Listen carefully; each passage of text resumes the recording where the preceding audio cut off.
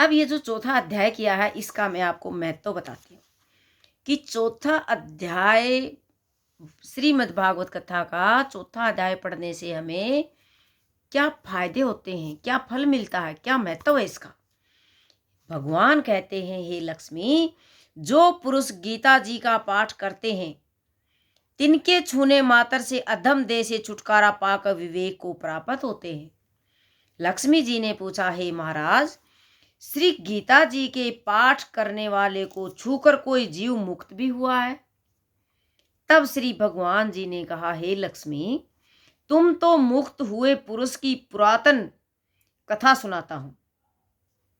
तुमको जो इस भागवत कथा से जो मुक्त हुआ, उसकी आपको कथा सुनाता हूं।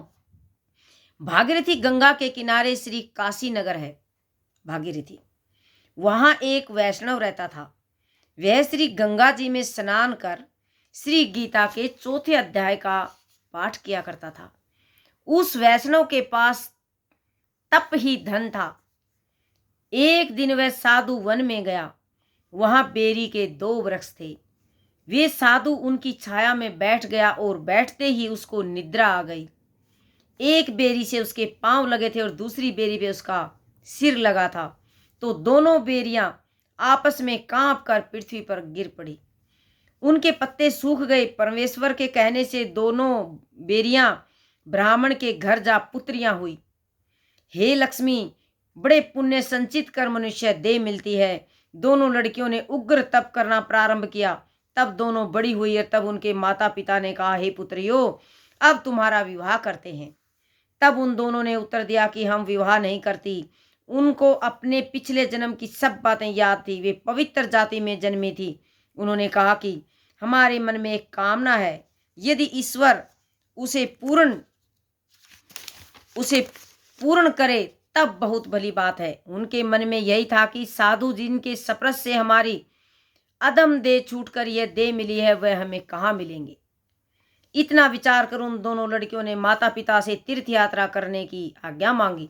तो माता पिता ने उनको आज्ञा दे दी तथा दोनों कन्याएं माता पिता के चरण छूकर और यात्रा के लिए प्रस्थान किया।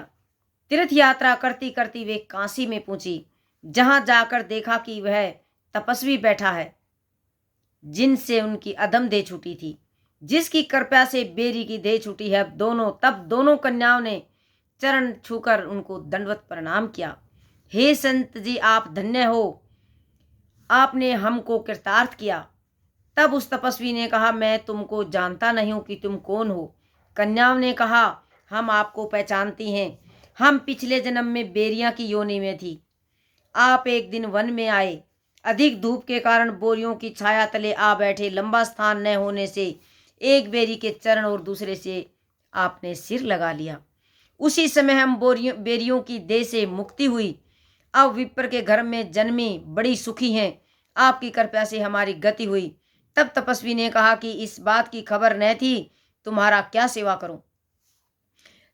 तुम ब्रह्मा रूप उत्तम जन्म श्री नारायण जी का मुख हो। तब उन कन्याओं ने कहा, हमको श्री गीता के चौथे अध्याय का फल दान करो, जिसको पाकर हम देव देही पाकर सुखी हों। तब उस तपस्वी ने चौथे अध्याय के पाठ का फल दिया और कहा कि तुम्हारी मुक्ति हो। इतना कहने से ही आकाश से विमान आए। उन दोनों ने देव देह पाकर वैकुंठ को गमन किया। फिर तपस्वी को ज्ञान हुआ कि श्री गीता जी के चौथे अध्याय का ऐसा महत्व है। तब श्री नारायण जी ने कहा, हे लक्ष्मी, ये चौथे अध्याय का महत्व है जो मैंने आपको सुनाया है। जय श्री राधे। इसलिए हर गीता के अध्याय के पाठ करने का कोई ना कोई महत्व है, इसलिए हमें जरूर करना चाहिए। और इस महीने में तो जितना हो सके जरूर करें। जय श्री राधे।